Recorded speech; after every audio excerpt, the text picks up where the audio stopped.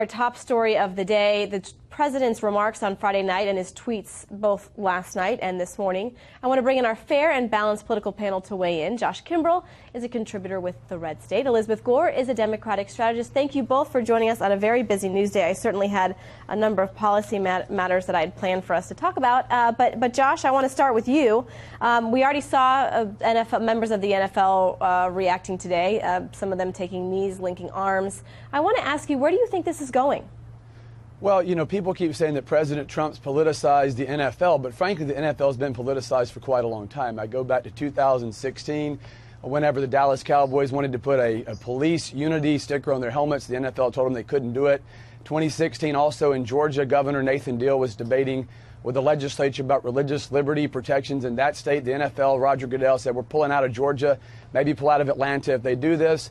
And now you've got folks taking knees during the national anthem. So the president certainly put some fuel on the fire. But this is bigger than President Trump, and this is bigger than being a Republican or a Democrat. This is an issue of national unity. And certainly players have the right to take a knee if they want to take a knee. But people have the right to speak out and criticize it as well, including the president.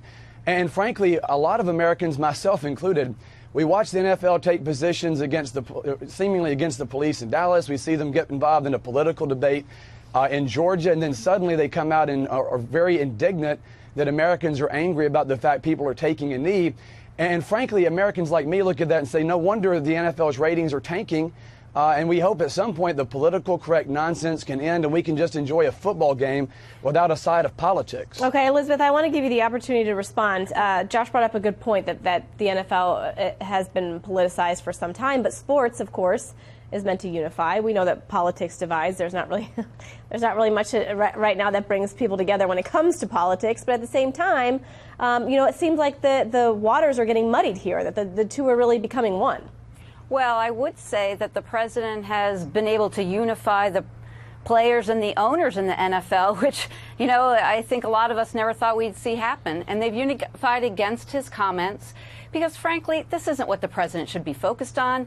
We have an international crisis in North Korea, as you've been talking about. We've got all kinds of domestic and international problems. That should be the priority, and I think that's part of the frustration that people have with the president wading in here. Why put this at the top of the agenda, given everything else that we've got to deal with in this country? And it just seems to be out of whack with where he should be spending his time and attention. All right, Josh, I want you to address that because that's a pretty valid point. You've heard a number of people speak out, even supporters of the president. You saw the Jags owner, the Jacksonville Jaguars owner, come out, sure. and he's a huge contributor. We saw Bob Kraft, we saw Rex Ryan. We've seen a lot of people say that they're disappointed. So what is your response when they say, listen, focus on North Korea, focus on health care, because as of right now, we just heard Senator Ted Cruz say he's not voting for it, so that bill's not going anywhere. Well, no, I agree there are bigger priorities, and we need to pass the Graham Cassidy Reform Act, try to move down the field in terms of, no pun intended with football there, but move the ball down the field to repeal Obamacare, to get rid of the individual mandate, eliminate the corporate mandate, deal with North Korea.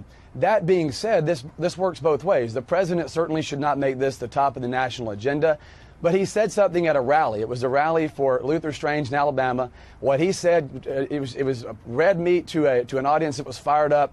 And now the NFL's taken a position and acting like he's forcing them. Look, if the president tried to issue an executive order and somehow tried to stifle someone's First Amendment rights, that would be one thing. But the president's not the only person putting this on the top of the national agenda. The NFL's come out forcefully. You've seen people across the political spectrum, particularly on the left, criticize it vehemently as if he's some kind of tyrant for having done it.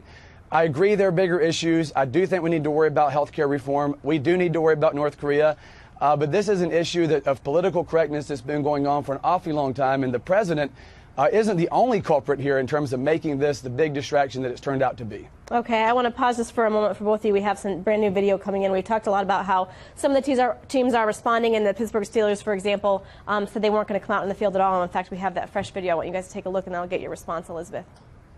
Oh, say, can you see by the dawn's early light what so proudly we hailed at the twilight's last gleaming, whose whose broad stripes and bright stars. And so our viewers know there was one player who is a member of the Pittsburgh Steelers, I think it's Alejandro Villanova, if I'm pronouncing that correctly. He served in the United States Army. Forgive me, I could be pronouncing his last name incorrectly, but he was the one player who did stay on the field. And Elizabeth, I want to bring you in as we look at this, and now we're looking at, if I'm not mistaken, we will be looking at Dolphins and Jets video where we see these players are all responding in different ways. The reason that I'm bringing you into this is because is this the new normal now? Are we going to be talking about how players are responding to the president's tweets as opposed to, you know, fantasy football and how they're doing in each respective league? Well, I think it's hard to say. This is going to be a tempest in a teapot, I think. This is going to be an issue that's going to probably flare up here for a few weeks and then go away, if I had to guess. But listen, the president's trying to change the subject. He's failing on foreign policy. He can't unify his party around domestic agenda. And I think that the reality is that this is where the president is trying to do. And it was not just that he raised it at a rally. He's tweeted about it over and over again. And, you know, he's driving the debate. And the reality is that the president has the bully pulpit. And this is what he's driving at, and it's just not what we should be talking about as a country. All right, Josh, we have about 15 seconds. You can respond, and then we'll have to wrap up. In 2001, President Bush said in his inaugural address, there are times it feels as if we share a continent but not a country. If we can't even agree on standing up for the Pledge of Allegiance or the national anthem to honor the men and women who've made the ultimate sacrifice for freedom of all races and all backgrounds, then what can we agree on? I mean, this is a big deal that we can't even agree in this country anymore that saying the Pledge of Allegiance or standing for the national anthem to honor those who've made the supreme sacrifice for freedom. If we can't find those common grounds, then I think we're in a much more dangerous place as a country than most people believe we are. Yeah, united we stand, divided we fall. Am I right? Yeah, absolutely. Josh, Elizabeth, thank you so much. We appreciate it.